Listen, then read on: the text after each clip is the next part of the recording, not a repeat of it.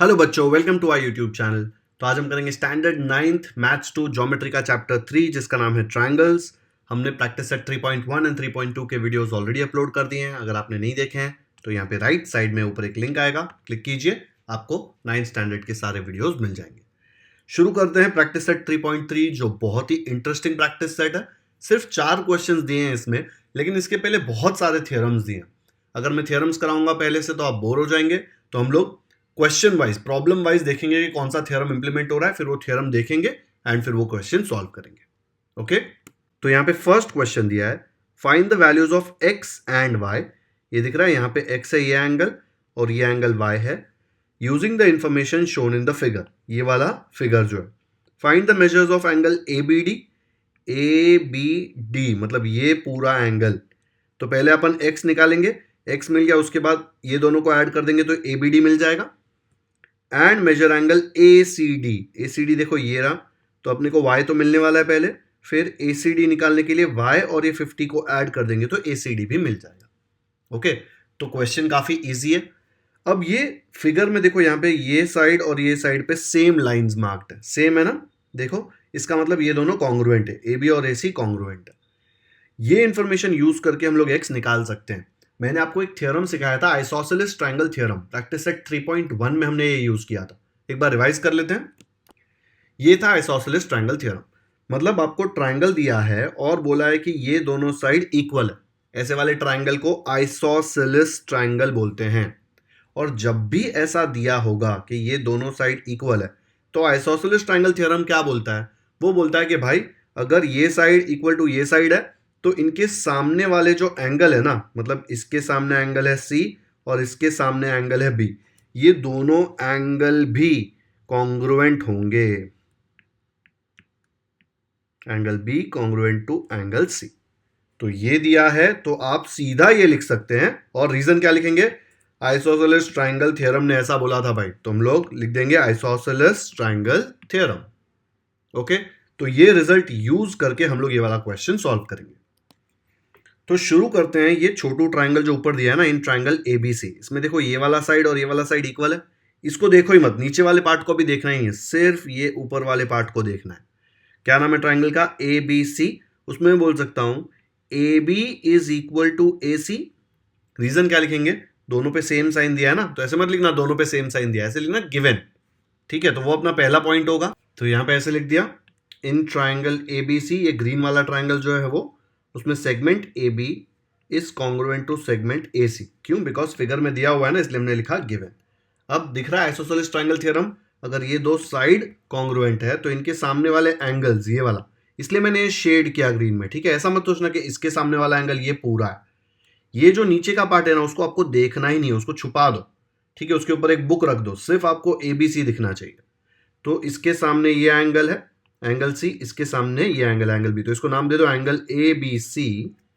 तो बोल दूंगा therefore angle A B C congruent to angle, इसका नाम क्या है?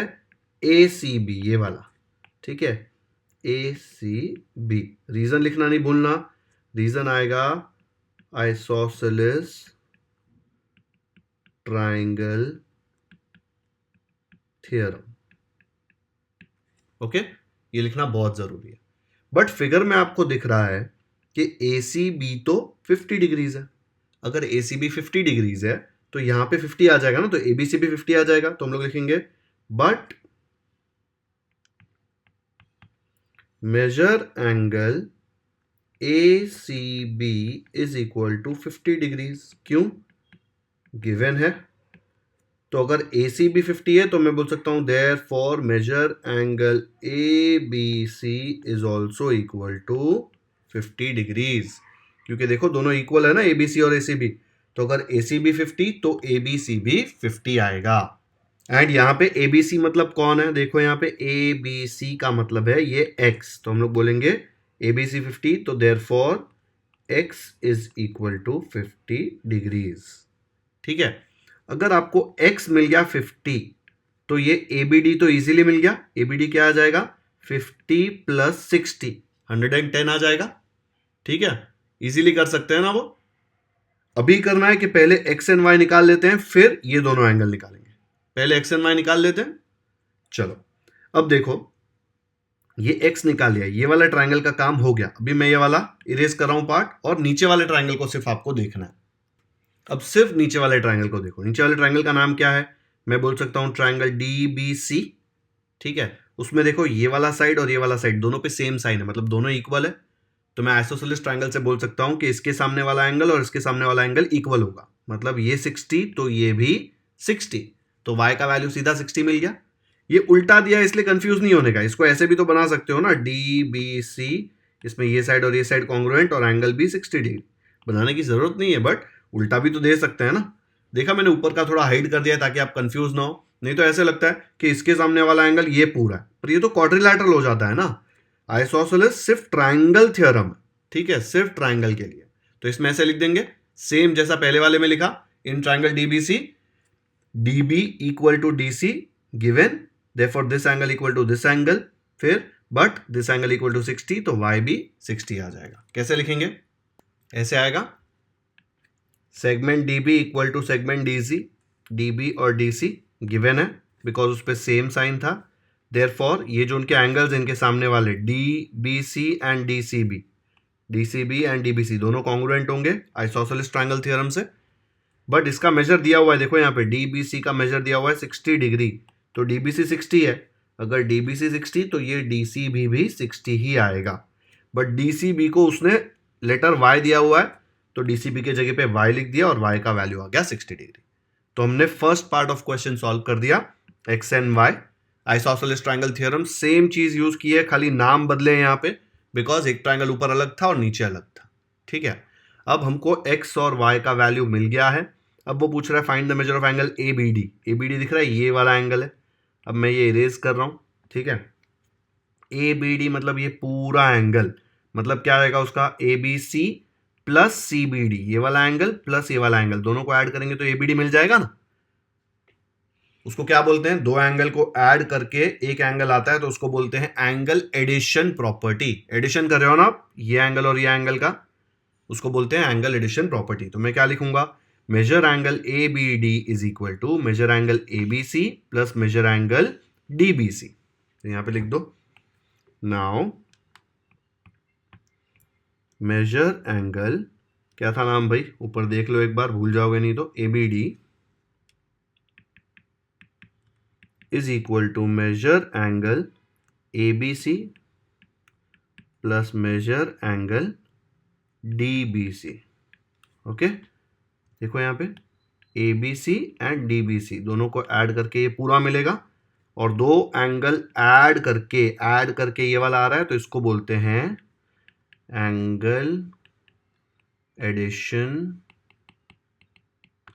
प्रॉपर्टी।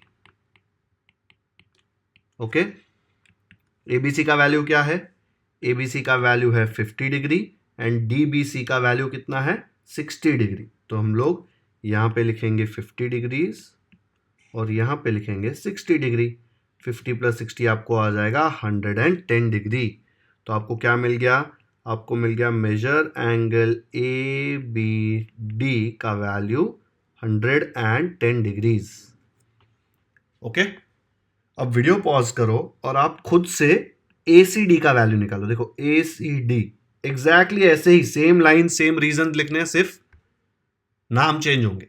चलो जल्दी से लिखो, ACD का वैल्यू कितना आएगा, ऐसे आएगा solution, measure angle ACD is equal to measure angle ACB, ये वाला angle ACB plus measure angle DBC, ये वाला एंगल DBC, दोनों को ऐड करना है। ACB है 50 और DCB हमने यहाँ पे फाइंड आउट किया है, देखो DCB है 60, तो उसके जगह 60 डाल दिया। 50 प्लस 60 हमको पहले से पता है क्या है, 110, तो आ गया इसका वैल्यू 110 डिग्रीज। दिख रहा है, सेम चीज बार बार यूज हो रही है। यहाँ पे आइसोसेलेस ट्रायंगल थ्योरम यूज करके ये निकाला, फिर यहाँ पे आइसोसेलेस ट्रायंगल थ्योरम लेके y निकाला, फिर एंगल एडिशन प्रॉपर्टी लेके ABD निकाला, फिर same angle addition property use करके ACD निकाला। ओके, ये रीजन लिखना बहुत ज्यादा इंपॉर्टेंट है यहाँ पे। आ गया समझ में?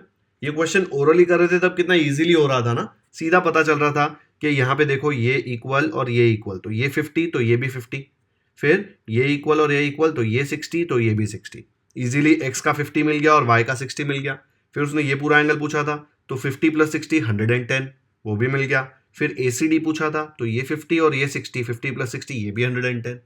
ओरली ये क्वेश्चन आधे मिनट में सॉल्व होता है, लेकिन आपको ये पूरा लिख के बताना पड़ेगा हर एक चीज, तो ही आपको फुल मार्क्स मिलेंगे। ओके, वीडियो पॉज कर लो और खुद के नोटबुक में कॉपी कर लो, ऐसे ही स्टेप वाइज करना ताकि कोई मिस्टेक ही ना हो आपका। डन, नेक्स्ट करते हैं। सेकेंड क्वेश्चन दिया है the length of the hypotenuse of a right angle triangle is 15। एक राइट एंगल ट्राइंगल है 90 डिग्री वाला, उसमें हाइपोटेन्यूज का लेंथ दिया है 15।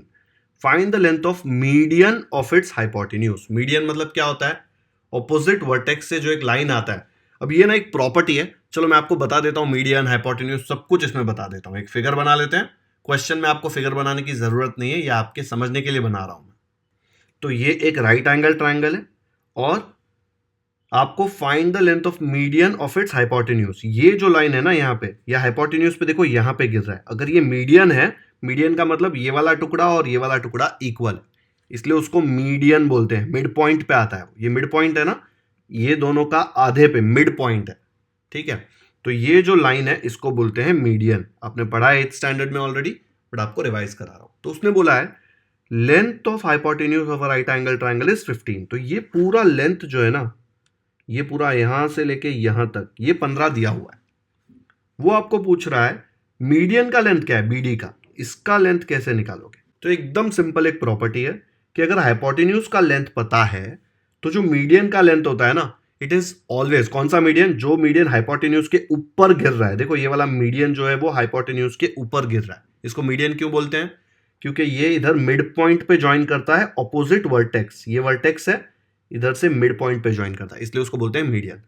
तो ये जो मीडियन है ना, उसका लेंथ हमेशा हाफ ऑफ हाइपोटेन्यूज होता है, ये प्रॉपर्टी है, ठीक है। आप सीधा लिख सकते हो। तो अगर ये 15 है तो ये है ना 15 का आधा होगा, आधा मतलब हाफ इंटू 15 ना, और वो जो भी वैल्यू आया वो उसका लेंथ होगा। तो ये लिखेंगे कैसे, ऐसे लिखेंगे, वी नो दैट, आपको पता है ना, अभी मैंने ही आपको बताया कि in a right angle triangle length of a median of the hypotenuse. Median of the hypotenuse मतलब जो मीडियन हाइपोटेन्यूज पे गिर रहा है उसका लेंथ क्या होता है, is half the length of the hypotenuse. यहां पे फिगर मैंने आपके अंडरस्टैंडिंग के लिए बनाया है, फिगर बनाने की कोई जरूरत नहीं है। उसने मीडियन का लेंथ पूछा है ना, तो हम लोग लिखेंगे therefore length of the median is equal to half of hypotenuse. Hypotenuse क्या है, देखो यहाँ पे हाइपोटेन्यूज का लेंथ है 15, तो हाफ इंटू 15 डिवाइड बाई 2 करके चेक कर सकते हो आप, आपको क्या आएगा 7.5 सेंटीमीटर दिया है क्या, नहीं, सिर्फ नंबर लिखा है, तो हम लिखेंगे 7.5 यूनिट्स। बस ये इसका फाइनल आंसर है। ये मैं इरेज करने वाला हूं, ये सिर्फ आपको समझाने के लिए मैंने बताया। इसका सोल्यूशन सिर्फ इतना सा ही है, ये प्रॉपर्टी हमने यूज किया है, ठीक है। तो ये मैं इरेज कर रहा हूं, फिर इसका सोल्यूशन देखो कैसे आएगा, ऐसे आएगा इसका सोल्यूशन। ये इतना बड़ा रीजन लिखना पड़ेगा, दिख रहा है रीजन कितना बड़ा है, और एक्चुअल कैलकुलेशन सिर्फ इतना छोटा सा है। लेकिन ये नहीं लिखेंगे तो मार्क्स कटेंगे आपके, ठीक है। तो एक और प्रॉपर्टी हमने सीख लिया, पहला प्रॉपर्टी सीखा आइसोसेलेस ट्रायंगल थ्योरम का। अब दूसरा कि मीडियन ऑफ द हाइपोटेन्यूज होगा तो वो half the length of the hypotenuse होगा। तो अगर आपको हाइपोटेन्यूज का लेंथ दिया तो आप मीडियन का लेंथ निकाल सकते हो, अगर मीडियन का लेंथ दिया तो हाइपोटेन्यूज का लेंथ निकाल सकते हो। ये हाफ इंटू 15 7.5 कैसे आया, जिनको नहीं समझा देख लो एक बार। हाफ इंटू 15 क्या हो जाएगा, 1 इंटू 15 हो जाएगा 15, और नीचे 2 रहेगा ना, ऐसे होता है ना, देखो 15 अपॉन 1, 1 इंटू 15 हो जाएगा 15, 2 इंटू 1 हो जाएगा 2, ठीक है। और 15 डिवाइड बाई 2 यहाँ पे चेक करके देखो, 15 डिवाइड बाई 2 क्या, तो 2 7 14, 15 अपॉन 2 मतलब 15 डिवाइड बाई 2 होता है, 1 बचा, फिर एक 0 डाला तो पॉइंट आएगा, 2 5 10, 10 माइनस 10, रिमाइंडर 0 आया, आंसर क्या आया 7.5, इसलिए 7.5 आया। ओके, 15 अपॉन 2 जो आपको आया उसका मतलब 15 डिवाइड बाई 2 होता है। चलो वीडियो पॉज करो, कॉपी कर लो ये जल्दी से, नेक्स्ट करते हैं। यहां पे दिया है इन triangle P Q R angle Q is 90 degree, मतलब राइट एंगल ट्राइंगल है। पी क्यू इक्वल टू 12 दिया है, क्यू आर इक्वल टू 5 दिया है, दो साइड्स दिए, एंड मीडियन बोला है, Q S is a median, और आपको मीडियन का लेंथ फाइंड करने बोला है। अभी इसके पहले के क्वेश्चन में कैसा था, सीधा हाइपोटेन्यूज का लेंथ दे दिया और बोला मीडियन निकालो। अभी हर बार इतना पपलू क्वेश्चन थोड़ी ना पूछेगा। अभी उसने क्या किया, दो साइड्स दिए हैं, देखो कौन से साइड्स हैं वो। अगर फिगर बनाओगे तो आपको समझ में आएगा कि हाइपोटेन्यूज नहीं दिया है, तो वो चेक कर रहा है कि आपको पाइथागोरस थ्योरम आता है कि नहीं। पाइथागोरस थ्योरम यूज करके आप हाइपोटेन्यूज निकाल सकते हो ना, तो वो चेक कर रहा है बस कि आपको आता है कि नहीं। तो आप पाइथागोरस थ्योरम यूज करके हाइपोटेन्यूज निकालेंगे, फिर हाइपोटेन्यूज का लेंथ यूज करके मीडियन क्यूएस का लेंथ निकालेंगे। तो इसको कैसे लिखेंगे, तो पहले मैंने फिगर बना दिया। इन triangle P Q R angle Q 90, तो क्यू यहाँ पे आएगा, तो पी और आर इधर 90 डिग्री वाला एंगल है ना, राइट एंगल ट्राइंगल है ये।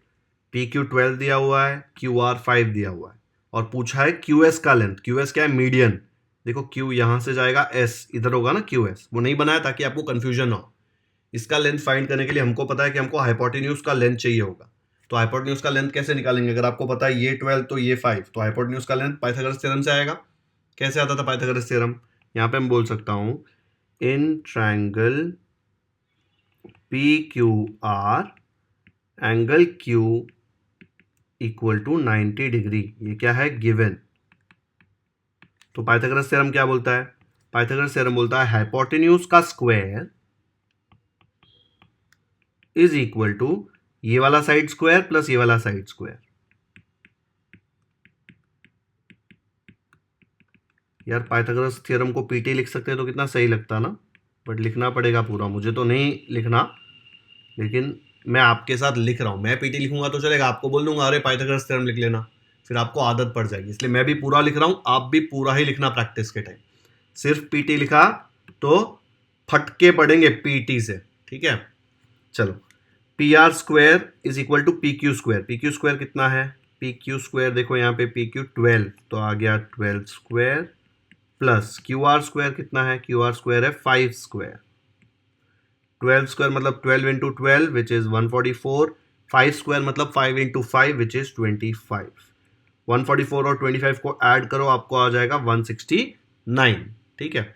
अब पी आर स्क्वायर है 169, तो पी आर क्या आएगा, पी आर आएगा स्क्वायर रूट ऑफ 169 ना।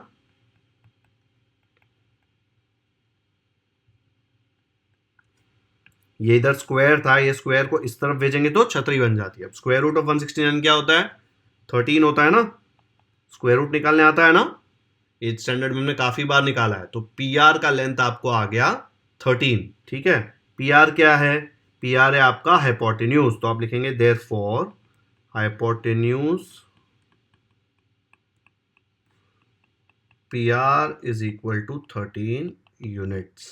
मैं हमेशा यूनिट्स लिखूंगा, यहाँ पे सेंटीमीटर किलोमीटर मीटर कुछ नहीं दिया है, तो सिर्फ यूनिट्स आएगा। ओके, अब अपन क्यूएस बनाते हैं। क्यूएस कैसा आएगा, क्यूएस देखो ऐसे होगा ना, यहाँ पे कहीं पे इसका मिड पॉइंट होगा, तो ऐसे आएगा लाइन। ओके, इसको नाम दे देंगे एस। अब मुझे पता है कि अगर मीडियन हाइपोटेन्यूज के ऊपर है तो उसका लेंथ कितना होता है, उसका लेंथ होता है हाफ ऑफ द हाइपोटेन्यूज, और हाइपोटेन्यूज का लेंथ क्या है 13, तो हाफ ऑफ 13 आ जाएगा। जिनको ये कैलकुलेशन नहीं समझ में आया, यहाँ पे देखो 144 प्लस 25, 4 प्लस 5 9, 4 प्लस 2 6, और ये 1, तो 169 आ गया। 169 का स्क्वायर रूट कैसे निकालते हैं, 169 का स्क्वायर रूट निकालने के लिए 169 को फैक्टराइज कर दो, किधर जाएगा, देखो सीधा 13 में ही जाता है ये, क्योंकि प्राइम नंबर है 13, सिर्फ 13 में जाता है। 13 13 जार 13 1 जार, तो दो बार 13 आया ना, तो छतरी आएगा तो एक ही आएगा, इसलिए स्क्वायर रूट आ गया 13, ठीक है। तो हमको ये लेंथ मिल गया। अब इसके पहले वाले क्वेश्चन में मैंने ऑलरेडी मीडियन का लेंथ आपको निकाल के दिखा दिया है, बड़ा सा रीजन था, खुद से लिखो जल्दी से और सोल्यूशन निकालो इसका। कर दो वीडियो पॉज और लिखो खुद से इसके बाद का प्रॉब्लम। ऐसा आया होगा, आपको समझ रहा है ना, मैंने तो ये पूरा इसके पहले वाले क्वेश्चन से कॉपी किया है, आपको तो पूरा लिखना पड़ेगा। We know that in a right angle triangle length of a median of the hypotenuse is half the length of the hypotenuse, therefore length of the median QS will be half into hypotenuse क्या है PR। hypotenuse क्या होता है, right angle के सामने वाला side, ठीक है। तो हाफ इंटू PR, PR का लेंथ हमने निकाला था 13, तो आ गया हाफ इंटू 13। हाफ इंटू 13 मतलब क्या, देखो ऐसे करो 13/1, जिसका आ जाएगा 13/2 1 जार 2, 13/2 मतलब 13 डिवाइड बाई 2, 13 को 2 से डिवाइड करके चेक करो, आपको आएगा 6.5। सेंटीमीटर किलोमीटर कुछ नहीं दिया, इसलिए यूनिट्स लिख दिया। ये क्या था, क्यूएस का लेंथ, देखो लेंथ ऑफ क्यूएस, तो लेंथ ऑफ क्यूएस आ गया आपका 6.5 यूनिट्स। 13/2 भी आपको करके बता रहा हूँ, कोई नहीं बताएगा आपको, लेकिन अभी कुछ बच्चों को प्रॉब्लम हो सकता है इसमें। 2 6 जार 12, 13 माइनस 12 1, एक डेसिमल पॉइंट डालो, 0 डालो, 2 5 आर 10, 10 माइनस 10 0, रिमाइंडर 0, डिवीजन खत्म, आंसर क्या आया 6.5। ओके, जिनको नहीं समझता देख लो एक बार, खुद से भी करके चेक करना है। तो ये है पूरा सोल्यूशन, इसमें एक भी वर्ड मिस मत करना, पीटी मत लिखना है यहाँ पे, इधर ऐसे छोटा सा रीजन मत लिख देना है, पूरा लिख के बताना पड़ेगा।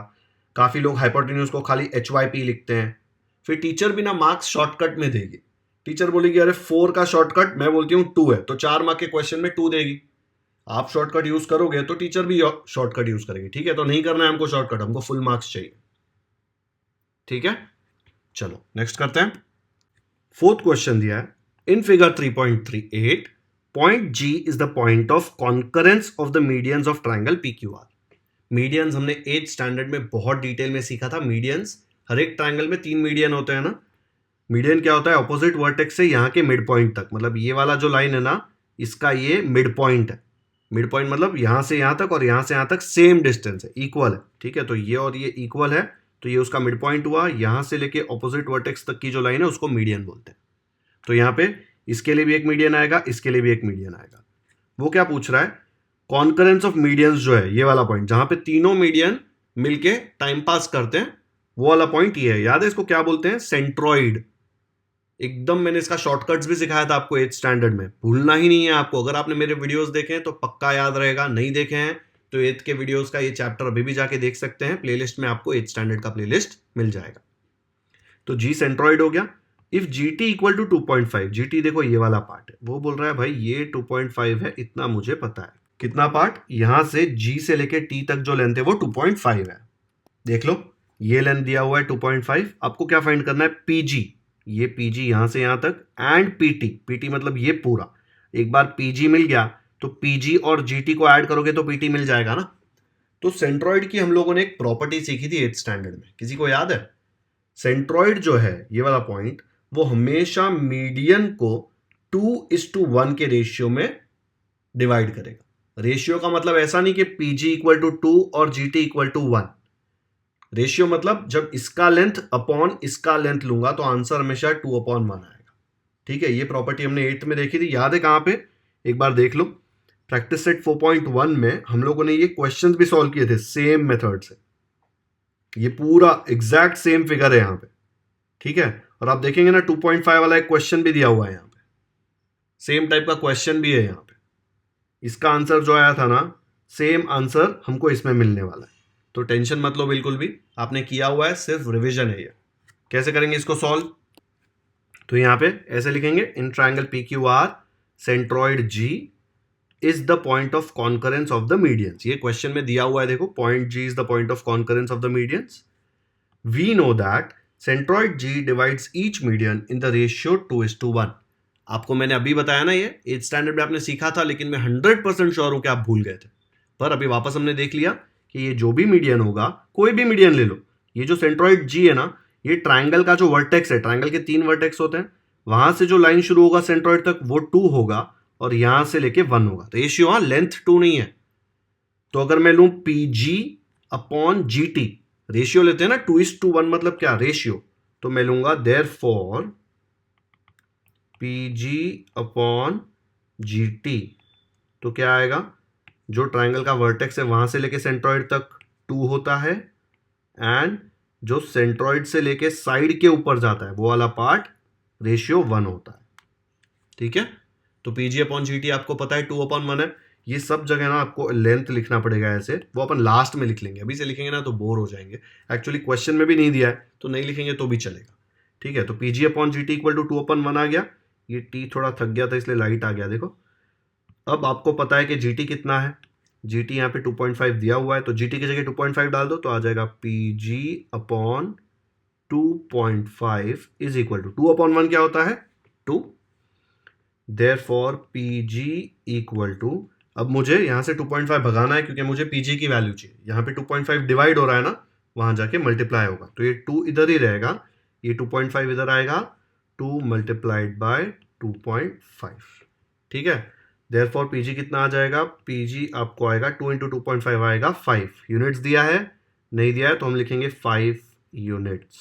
ओके, 2 × 2.5 रफ देख लो एक बार, 2.5 मल्टीप्लाइड बाई 2, 2 5s are 10, तो 1 कैरी, 2 2s are 4 प्लस 1 5। यहाँ पे डेसिमल पॉइंट के बाद एक डिजिट, तो यहाँ पे भी डेसिमल पॉइंट के बाद एक डिजिट, 5.0 मतलब 5। ठीक है, तो PG5 आ गया। अभी हमको PG5 आया, उसने PG तो पूछा ही था, उसने PT भी पूछा है। PT देखो ये रहा, PT क्या आएगा, PG प्लस GT। ठीक है, also PT is equal to PG plus GT। इसका रीजन बहुत लोग नहीं लिखते हैं, पर हम लिखेंगे। PT equal to PG plus GT क्यों है, बिकॉज PGT तीनों एक ही लाइन पे है पॉइंट, इसलिए आप ऐड कर सकते हो। तो आप हमेशा ऐसे लिखो P dash G dash T। इसका मतलब क्या है, PGT तीनों एक ही लाइन पे है, इसीलिए PG प्लस GT करूंगा तो मुझे PT मिलता है। PG प्लस GT करूंगा तो मुझे PT मिलता है। ओके, PG कितना है, PG है आपका 5, देखो यहाँ पे अब ये निकाला था, एंड GT क्वेश्चन में दिया था 2.5, तो उसके जगह डाल दिया प्लस 2.5, 5 प्लस 2.5 हो जाएगा 7.5। यूनिट्स नहीं दिया है तो आप लिखेंगे यूनिट्स। ठीक है, देयरफॉर PT। ओके, तो ये आ गया आपका पूरा सोल्यूशन। अब मुझे बताओ इसमें सबसे इंपॉर्टेंट पार्ट क्या था। सबसे इंपॉर्टेंट पार्ट था centroid G divides each median in the ratio 2:1। बड़ा प्रॉब्लम यहां पे आता है कि बच्चे सोचते हैं ये 2 हो गया, ये 1 हो गया। लेंथ 2 नहीं है, ऐसा नहीं बोलना कि PG is equal to 2 and GT is equal to 1। तो आप बोलेंगे अरे क्वेश्चन में 2.5 दिया है भाई, तो रॉन्ग है, इधर 1 आना चाहिए। नहीं, ये लेंथ है। जो मैं 2:1 बोल रहा हूं वो रेशियो है। ठीक है, तो यहां पे ये 2 आएगा रेशियो में और ये 1, तो PG अपॉन GT लिखेंगे तो PG के सामने 2 आएगा और GT के सामने 1 आएगा। फिर ये वाला रिलेशनशिप यूज करके हम लोग ये क्वेश्चन सॉल्व कर सकते हैं। ओके, तो एक और प्रॉपर्टी आपको याद रखना है, बिल्कुल भी टेंशन मत लो। आपको ऐसा लग रहा है कि कितनी सारी प्रॉपर्टीज है, कैसे याद रखेंगे।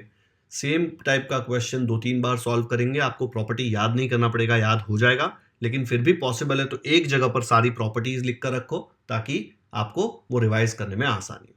ओके, चलो कर लो कॉपी जल्दी से सोल्यूशन। डन। तो बच्चों आज का लेक्चर यहीं पे खत्म करते हैं। आज मैंने आपको प्रैक्टिस सेट 3.3 का क्वेश्चन 1, 2, 3 एंड 4 सॉल्व करवाया। हमने इसमें 2 प्रॉपर्टीज सीखी नई वाली। इसमें हम लोगों ने सीखा आइसोसेलेस ट्रायंगल थ्योरम, जो हम लोगों ने प्रैक्टिस सेट 3.1 में यूज किया था, और इसमें सीखा कि मीडियन का लेंथ हाइपोटेन्यूज का हाफ होता है। ठीक है, फिर हम लोगों ने यहां पे वो वापस यूज किया हाइपोटेन्यूज और मीडियन का रिलेशन, और ये वाला क्वेश्चन हमने 8th स्टैंडर्ड में सॉल्व किया हुआ था। सेम क्वेश्चन वापस सॉल्व किया, ये सेंट्रॉइड का प्रॉपर्टी यूज किया, रेशियो 2:1 होता है। ठीक है, अगर वीडियो पसंद आया तो लाइक जरूर करें, लिंक अपने दोस्तों के साथ शेयर कर सकते हैं ताकि उनको भी ये डिफिकल्ट चैप्टर इजी लगे। अगर चैनल को सब्सक्राइब कर दिया है तो थैंक यू, नहीं किया है तो क्यों वेट कर रहे हो, कर लो सब्सक्राइब। हम लोग ऐसे ही, मैं ऐसे ही सारे वीडियोस डालते रहूंगा, हर एक प्रैक्टिस सेट का हर एक क्वेश्चन हम डिटेल में सॉल्व करेंगे। बेल आइकन पर भी क्लिक कर दो ताकि जैसे ही 3.4 का वीडियो आए आपको एक नोटिफिकेशन आए और आप वो इंपॉर्टेंट लेक्चर मिस ना करें। कमेंट सेक्शन में मुझे जरूर बताएं कि आपको ये वीडियो कैसा लगा। Thank you so much for watching this video.